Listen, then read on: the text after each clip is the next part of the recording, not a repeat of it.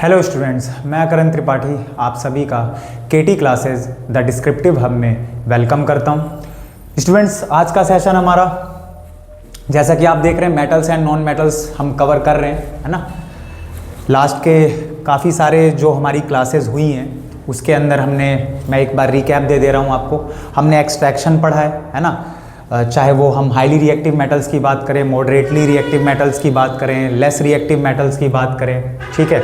फिर मैंने आपको शॉर्ट्स में एम्फोटरिक ऑक्साइड्स भी पढ़ाए हैं। आज मैं आपको डिटेल क्लास देने जा रहा हूँ एम्फोटरिक ऑक्साइड्स पर भी, जैसा कि आप टॉपिक देख सकते हैं। बोर्ड एग्जाम के लिए काफ़ी इंपॉर्टेंट ये क्वेश्चन हो सकता है और ये आ चुका है, ठीक है।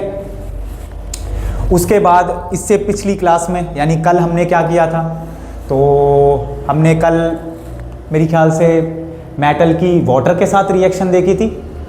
काफ़ी अच्छे तरीके से आपने वो क्लास समझी होगी, है ना, नोट्स बनाए होंगे। वहाँ पर हमने ये देखा कि कौन से मेटल स्टीम के साथ रिएक्ट करते हैं, कौन से मेटल्स हॉट वाटर के साथ रिएक्ट करते हैं, कौन से कोल्ड वाटर के साथ रिएक्ट करते हैं। अच्छा, ऐसे भी कुछ मेटल्स हैं क्या जो वाटर की किसी भी फॉर्म से रिएक्ट नहीं करते? कमेंट सेक्शन में मुझे आप सभी बताएंगे वो कौन से मेटल्स हैं, है ना। अगर आप सभी ने क्लास देखी होगी तो फटाफट अभी के अभी आप टाइप करेंगे, ठीक है। आज हम आ रहे हैं अपने काफ़ी इंपॉर्टेंट क्वेश्चन को डिस्कस करने जा रहे हैं। What happens when metals are burned in air? क्या होगा? देखो, ये कंप्लीट टॉपिक है।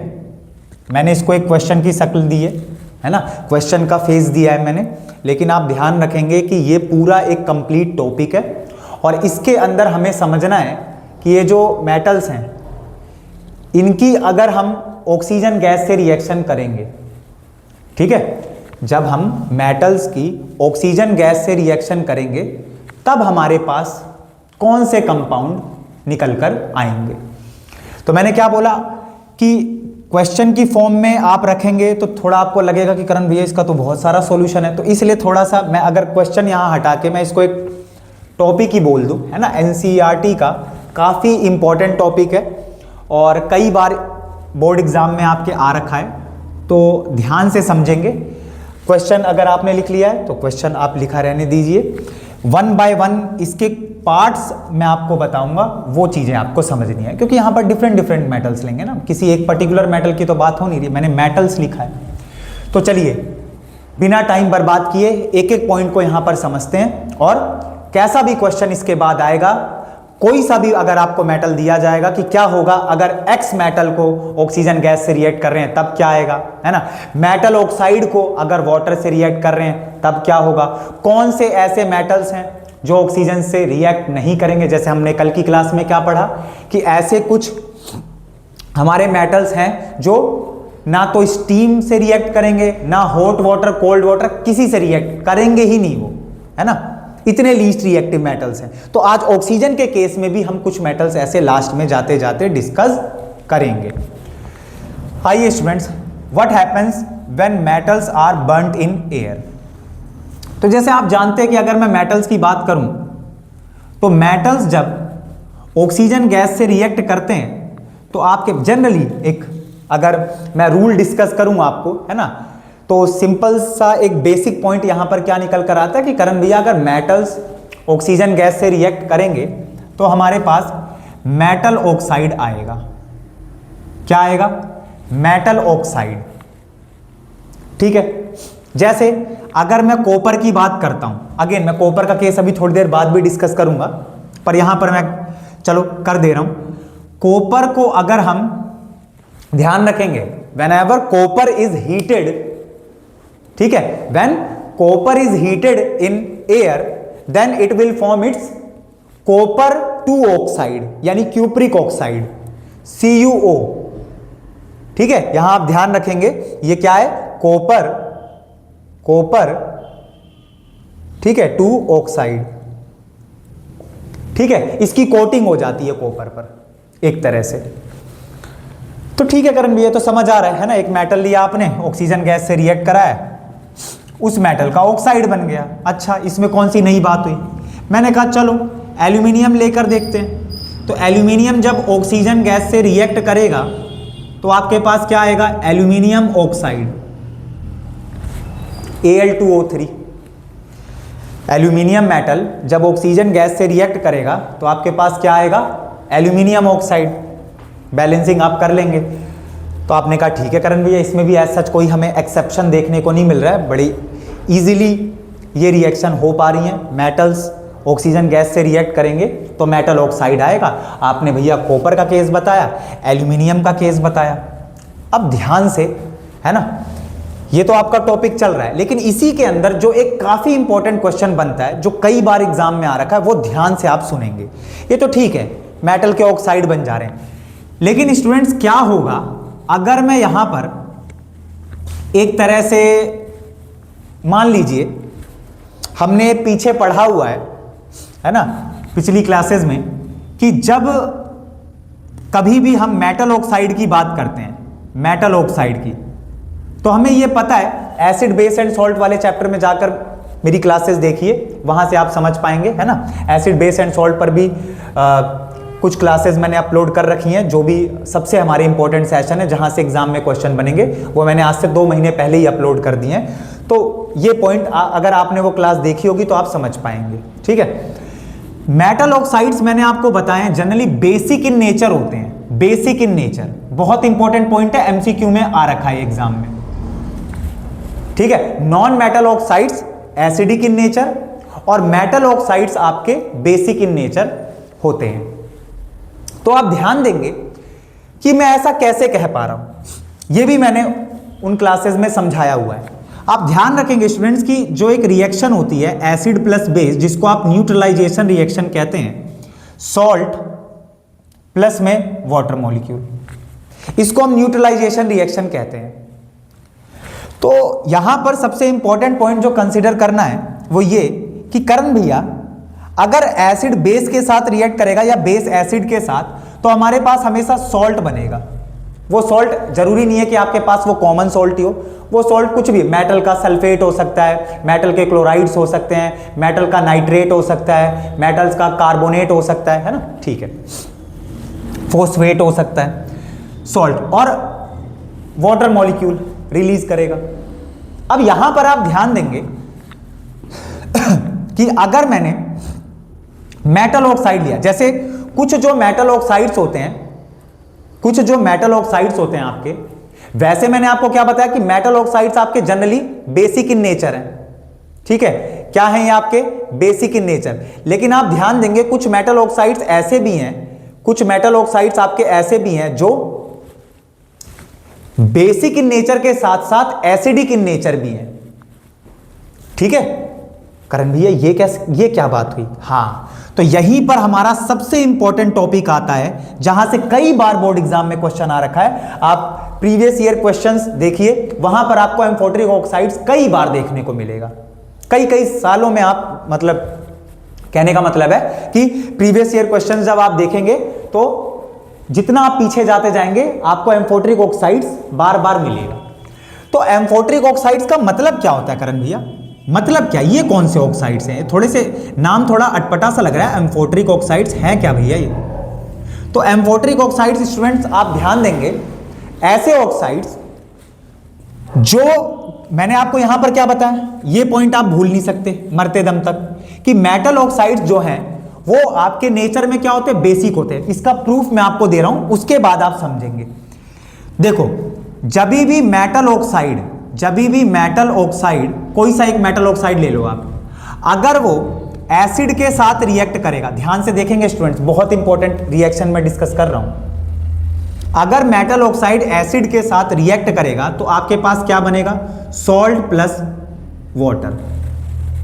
अगर मेटल ऑक्साइड, ठीक है, अगर मेटल ऑक्साइड एसिड के साथ रिएक्ट करेगा तो क्या बनेगा हमारे पास, सॉल्ट फॉर्म होगा प्लस में वाटर मॉलिक्यूल।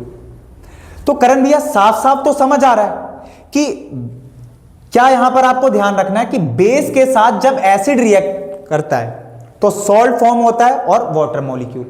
तो यहां पर मैंने आपको क्या बोला कि मेटल ऑक्साइड्स का नेचर बेसिक कैसे है, उसका प्रूफ आपके सामने है।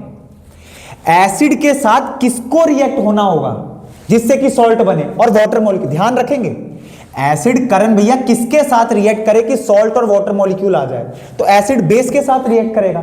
तो मैंने क्या बोला आपको कि metal oxide basic in nature है, तो अगर इसको अगर मैं बेसिक इन नेचर लूंगा ही नहीं तो मेरी रिएक्शन आगे बढ़ ही नहीं पाएगी। आप समझ पा रहे मैं क्या बोलना चाह रहा हूं? एसिड, स्टूडेंट्स ध्यान से देखिए, ये एसिड किसके साथ रिएक्ट करके सॉल्ट और वाटर बनाता है? न्यूट्रलाइजेशन रिएक्शन क्या है? तो करण भैया एसिड जो है, अरे बात समझ में, एसिड जो है वो बेस के साथ रिएक्ट करता है। और मैंने यहां क्या लिखा है कि मेटल ऑक्साइड जब एसिड के साथ रिएक्ट करते हैं तो ये भी सॉल्ट और वाटर फॉर्म करते हैं। और सॉल्ट और वाटर फॉर्म कब होता है? हमेशा आप ध्यान रखेंगे स्टूडेंट्स कि जब एसिड बेस के साथ रिएक्ट करता है। तो इसका नेचर कैसा हुआ? इसका नेचर कैसा हुआ बताइए? बेसिक इन नेचर हुआ, तभी तो salt plus water molecule form होगा। ठीक है, अब लेकिन कुछ जो मेटल ऑक्साइड्स होते हैं वो एसिडिक नेचर के भी होते हैं, एसिडिक नेचर के भी होते हैं, as well as basic in nature भी होते हैं, बेसिक इन नेचर भी होते हैं।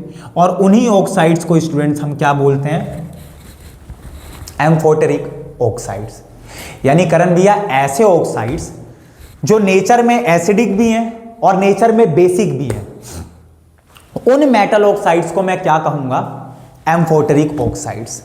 आई होप अच्छे से आप समझ पाए।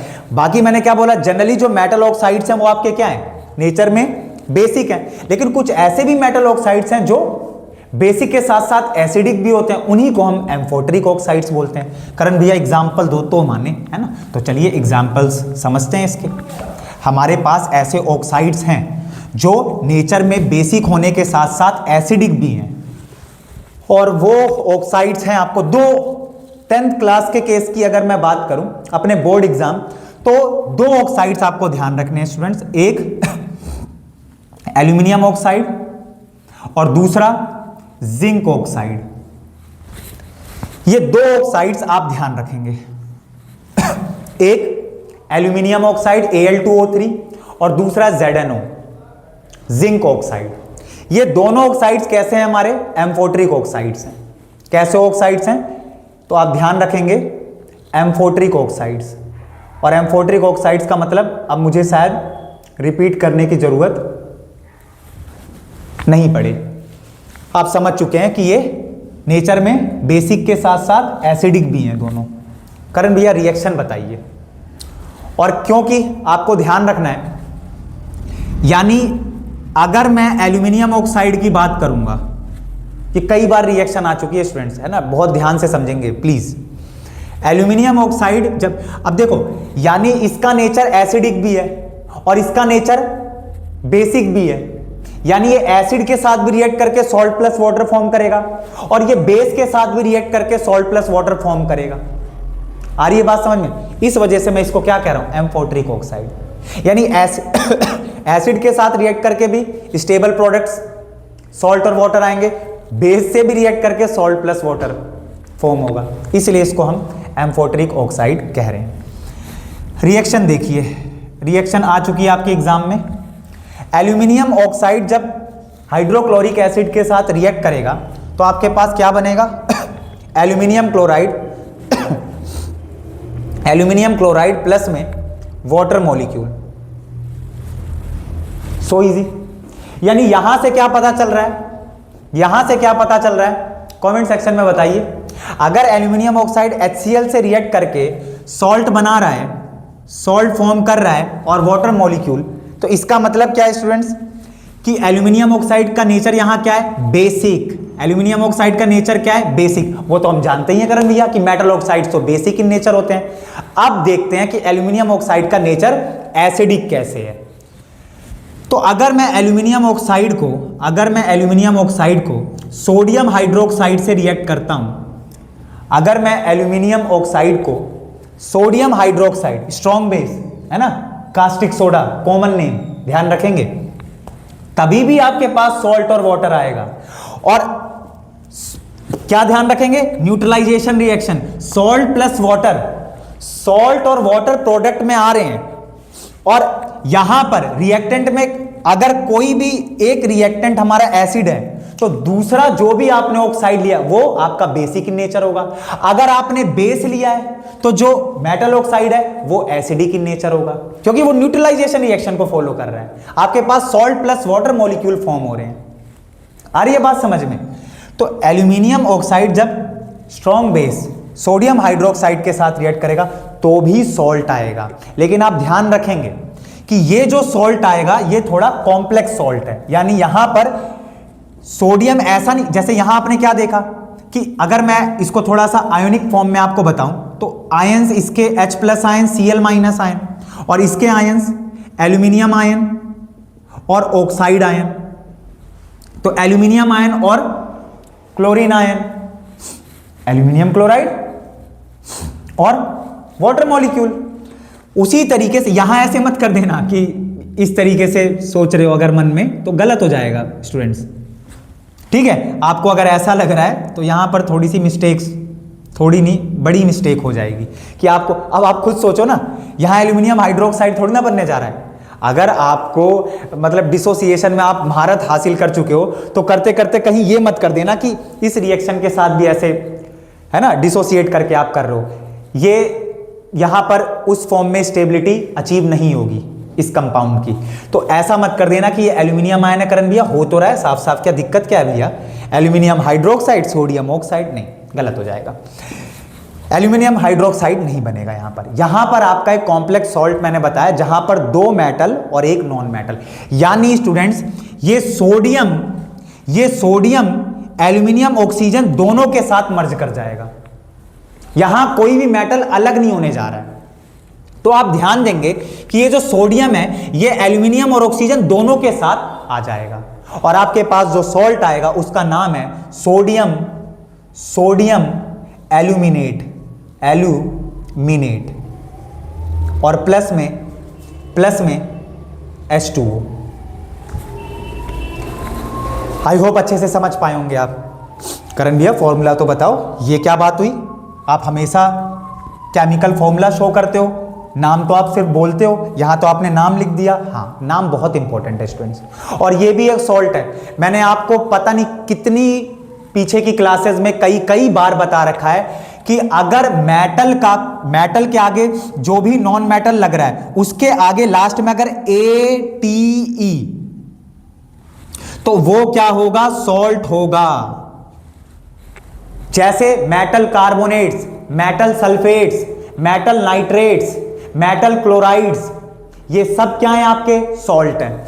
तो ये सोडियम एल्यूमिनेट भी क्या है, सॉल्ट। अरे एल्यूमिनेट का मतलब समझ रहे हो ना, एल्यूमिनियम का ऑक्साइड। तो ये सोडियम एल्यूमिनेट का फॉर्मूला आप ध्यान रखेंगे 2026 बोर्ड एग्जाम में आपको देखने को मिल सकता है, सोडियम एल्यूमिनेट AlO2। ठीक है, सोडियम एल्यूमिनेट NaAlO2। एक और सॉल्ट होता है, एक और ऐसे ही सॉल्ट है सोडियम जिंकेट, साइड में लिख लेंगे, जरूरत पड़ेगी कहां वो अगले सेशन में मैं आपको बताऊंगा, लेकिन अभी ध्यान रखेंगे। एक है सोडियम जिंकेट, ये भी आपका एक सॉल्ट है और इसका केमिकल फॉर्मूला बोर्ड एग्जाम में आ सकता है, सोडियम जिंकेट। लास्ट में जिस भी, जैसे जिंक का ऑक्साइड है ये जिंकेट, तो 8 मतलब आप समझ रहे हैं, जो भी लास्ट में मेटल होगा ना उसका ऑक्साइड होगा। 8 का मतलब यहां और कुछ नहीं, 8 का मतलब 8 नहीं है, ठीक है। तो सोडियम एल्यूमिनेट ये आपका क्या है, सॉल्ट। तो आप ध्यान देंगे। तो इस तरीके से मैंने एम्फोटरिक ऑक्साइड्स आपको प्रयास किया अच्छे से एक्सप्लेन करने का। आई होप आप अच्छे से समझ पाए होंगे। कोई भी क्वेरी होगी तो आप कमेंट सेक्शन में जरूर बताएंगे मुझे। अब देखिए स्टूडेंट्स, कुछ जो आपके, जैसे यहां आप एम्फोटरिक ऑक्साइड्स तो समझ गए, है ना, एम्फोटरिक ऑक्साइड्स तो आप समझ गए कि करण भैया कुछ ऑक्साइड्स ऐसे होते हैं जो बेसिक इन नेचर के साथ साथ एसिडिक इन नेचर भी होते हैं। अब आप ध्यान देंगे स्टूडेंट्स कि कुछ मेटल ऑक्साइड्स जो होते हैं, जैसे अगर मैं वैसे बात करूं मेटल ऑक्साइड्स की, तो वाटर में इनसॉल्यूबल होते हैं। मेटल ऑक्साइड्स क्या होते हैं, इनसॉल्यूबल इन वाटर होते हैं। लेकिन कुछ मेटल ऑक्साइड्स ऐसे हैं, खास करके अगर मैं रिएक्टिव मेटल के ऑक्साइड्स की बात कर रहा हूं, अगर मैं रिएक्टिव मेटल्स के ऑक्साइड्स की बात कर रहा हूं तो वो आपके क्या होते हैं, वाटर सोल्यूबल होते हैं, और जो भी बेस आएगा आपका वो क्या होगा, एल्कली। क्या बोला करण भैया, बोर्ड पर समझाइए। तो मैं आपको बोल रहा हूं कि मेटल ऑक्साइड्स जो होते हैं, मेटल ऑक्साइड्स जो होते हैं वो क्या होते हैं, तो आप ध्यान रखेंगे, स्टार बनाकर इस बात को नोट करेंगे, insoluble in water, insoluble in water. लेकिन कुछ मेटल ऑक्साइड्स आपके ऐसे हैं जो वाटर में सोल्यूबल होते हैं, है ना, बढ़िया तरीके से वाटर में डिसॉल्व हो जाएंगे। जैसे एक रिएक्टिव मेटल का ऑक्साइड सोडियम ऑक्साइड। तो सोडियम ऑक्साइड की अगर स्टूडेंट्स मैं बात कर रहा हूं तो आप ध्यान रखेंगे कि ये अगर H2O के साथ रिएक्ट करेगा तो बहुत आराम से ये सोडियम ऑक्साइड पानी के अंदर डिसॉल्व हो जाएगा, है ना। और यहां पर आपके पास क्या आ जाएगा, वाटर सोल्यूबल बेस। क्या आ जाएगा स्टूडेंट्स, वाटर सोल्यूबल बेस। और वाटर सोल्यूबल बेसेस को हम क्या बोलते हैं, एल्कली। लास्ट सेशन में भी मैंने आपको कल बताया है। तो आपके पास क्या आ गया, सोडियम हाइड्रोक्साइड, सोडियम हाइड्रोक्साइड। ये क्वेश्चन की देख रहे हैं आप, ये क्या चल रहा है ना, इस टॉपिक के अंदर ये सारी बातें हैं। तो पहली बात, करण भैया रिएक्टिव मेटल्स और भी हैं। अरे भाई सोडियम से ऊपर एक जो बैठा हुआ है सबका गॉडफादर, पोटेशियम, उसको कैसे भूल सकते हैं। करण भैया बिल्कुल ऐसे ही प्रोसीड करेगी क्या रिएक्शन, बिल्कुल स्टूडेंट्स। तो अगर मैं पोटेशियम ऑक्साइड की बात कर रहा हूं, K2O कर दूं क्या, या KO, है, तो कैसे हुआ ये, यहां लगाऊं या यहां 2 ठीक है, छोटी सी बात है 9th क्लास की, तो आप समझ पा रहे हैं। पोटेशियम की वैलेंसी 1 है और ऑक्सीजन की 2 है। तो K2O की अगर मैं बात कर रहा हूं तो ये भी अगर वाटर के साथ रिएक्ट करेगा तो पूरी तरीके से वाटर में क्या है, ये भी सोल्यूबल है। और ये भी अपना कैसा बेस बनाएगा, वाटर सोल्यूबल बेस बनाएगा, KOH। ये भी एक स्ट्रॉन्ग बेस है और आपका एल्कली है, वाटर सोल्यूबल बेस है। तो यहां इस पार्ट से हमने क्या सीखा कि करण भैया मेटल ऑक्साइड्स वाटर में इनसोल्यूबल मैंने आपको बताया, लेकिन कुछ मेटल ऑक्साइड्स ऐसे भी हैं जो वाटर सोल्यूबल है और आपके सामने है, और वो पानी में घुलकर अपना बेस तैयार कर लेंगे। और ये बेस कैसा है, आपका वाटर सोल्यूबल बेस है, जिन्हें हम एल्कली भी बोलते हैं। MCQ एग्जाम में आपके आ रखा है। तो ये बात भी आप समझ पा रहे हैं अच्छे से, बहुत अच्छी बात है ना, सारी बातें आपको समझ आ रही हैं। अब मैं वहीं अगर बात करूं, जैसे मैंने कल भी आपको बताया कि जैसे सोडियम है, अगर हम अब कुछ मेटल्स की रिएक्शन की बात करें एयर के साथ, ऑक्सीजन मॉलिक्यूल यानी ऑक्सीजन गैस के साथ, तो आप ध्यान रखेंगे स्टूडेंट्स कि जो दो आपके टॉप मोस्ट मेटल्स जो रिएक्टिविटी सीरीज में बैठे हुए हैं, ठीक है, पोटेशियम और सोडियम। ये पोटेशियम और सोडियम आप ध्यान रखेंगे क्या होते हैं, क्योंकि ये बहुत ज्यादा रिएक्टिव है, तो इसलिए इनको केरोसिन ऑयल में इमर्ज करके रखा जाता है। पिछली क्लास में भी मैंने बताया, फिर रिपीट कर रहा हूं क्योंकि टॉपिक ये है जहां पर इस पॉइंट को मैं डिस्कस करता हूं। तो आप ध्यान रखेंगे कि जो सोडियम और पोटेशियम नाम के मेटल्स हैं, है ना, काफी सॉफ्ट होते हैं, है ना, मेटल्स में एक्सेप्शन है, ये हार्ड नहीं होते। तो आप ध्यान रखेंगे, पर वो सब छोड़िए, वो नहीं बता रहा मैं आपको यहां पर जो रिएक्शन के बेसिस पर बात ध्यान रखनी है कि अगर मैं यहां पर metals, what happens when metals are burnt in air, तो अगर मैं मेटल्स यहां पर पोटेशियम और सोडियम की बात करूंगा तो आप समझ रहे हो ना, एयर का मतलब क्या, ऑक्सीजन गैस O2, ये तुरंत फायर कैच कर लेंगे, ये तुरंत फायर कैच कर लेंगे। कल की भी क्लास में हमने समझा, है ना, अच्छे से आपने सारी बातें समझी हुई हैं कि पानी में भी अगर इनको आप फेंक दो तो पानी के अंदर आग पकड़ लेंगे ये, क्योंकि जो हाइड्रोजन गैस इवॉल्व होगी और उसके साथ साथ इतनी हीट एनर्जी इवॉल्व होगी कि वो हीट एनर्जी हाइड्रोजन गैस को फायर कैच करा देगी। तो पानी में भी इनको ऑक्सीजन एटम दिखा और ये तुरंत फायर कैच कर लेंगे। ऐसे ही एयर में ऑक्सीजन गैस और ये तुरंत फायर कैच कर लेंगे। कौन कौन से, आपके सामने सोडियम और पोटेशियम। तो ये बात आप ध्यान रखेंगे, इस वजह से इनको हम कैरोसिन ऑयल में इमर्ज कर कर रखते हैं। अगर मैं बात कर रहा हूं कौन से दो मेटल्स की, अगेन रिपीट कर रहा हूं, पोटेशियम और सोडियम, ठीक है। वहीं अगर मैं जैसे स्टूडेंट्स लेड की बात करता हूं, जिंक की बात करता हूं, मैग्नीशियम हो गया, एल्यूमिनियम हो गया, ये जो चार मेटल्स मैंने नाम लिए, ठीक है, इन चारों मेटल्स के केस में अगर मैं बात करूं तो ये एक तरीके की, समझ रहे, इनका जो सरफेस है इन मेटल्स का, मैग्नीशियम और जिंक, लेड और आप ध्यान रखेंगे एल्यूमिनियम, ये जो मेटल्स हैं ये कैसे ऑक्सीजन के साथ रिएक्ट करते हैं, इनका जो सरफेस है उस सरफेस के चारों ओर ऑक्साइड की लेयर बन जाती है, ठीक है, ऑक्साइड की लेयर बन जाती है और ये इनको एक तरीके से प्रोटेक्ट करती है फर्दर ऑक्सीडेशन से। एग्जाम में आया हुआ है, बताइए, ध्यान रखेंगे आप। कल काफी बड़ा टेस्ट ले रहा हूं मैं अपने स्टूडेंट्स का, ऑफलाइन स्टूडेंट्स का, तो वो तो बहुत ध्यान से देख रहे हैं कि कल करण भैया, है ना, 50 या 40 मार्क्स का आपका टेस्ट होगा और चैप्टर हमारे क्या क्या हैं, है ना, सारे तैयार हो। तो जो चैप्टर चल रहा है और इलेक्ट्रिसिटी, है ना, तो बढ़िया तरीके से आप रिवीजन करेंगे सभी। तो यहां पर आपको ध्यान रखना है कि मैं अगर बात कर रहा हूं मैग्नीशियम की, एल्यूमिनियम की, जिंक की और लेड की, पीबी, तो ये चार मेटल्स स्टूडेंट्स ऐसे हैं कि भाई कई बार पता नहीं चलता, धोखा दे जाए, है ना, और तो आपको ध्यान रखना है कि क्या बताया मैंने, ऑक्साइड की लेयर इनके सरफेस पर पूरी तरीके से चढ़ जाती है और यही ऑक्साइड की लेयर इनको प्रोटेक्ट करती है फर्दर ऑक्सीडेशन से। 4 मेटल्स का केस आपको ध्यान रखना है।